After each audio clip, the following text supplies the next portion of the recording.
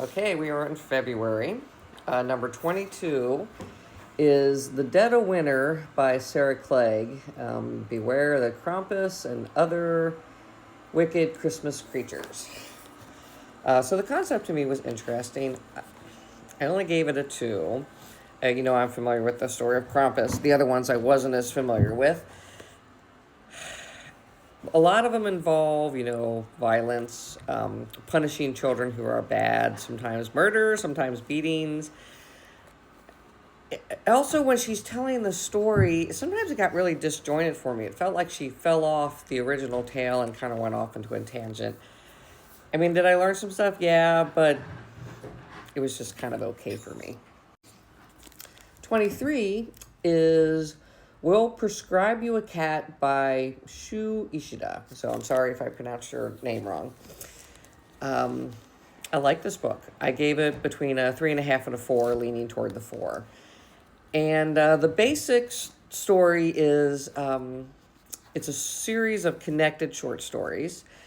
People who are struggling with, maybe some mental health crisis or stress, and they're basically recommended through a friend of a friend of a friend this clinic that can help them.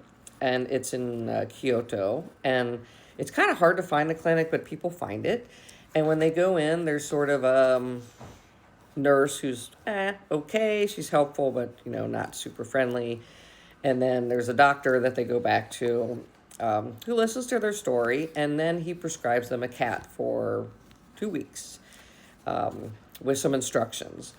And they're all kind of like, this is weird, but they take the cat home, and each story, the person is helped by having that cat, either the responsibility of it, or seeing their own faults, or seeing how they can handle other things in the situation. So I just thought it was a good book. It was very entertaining, and kind of a hint of magical realism, not in your face, but you kind of see it's there.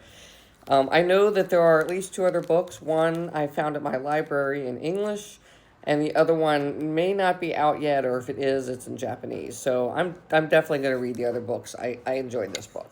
And then book number 24, it was an audio book, so I don't have a picture. It's The Mermaid by Christina Henry, and if I can figure out how to get a picture, great. If not, that's the book.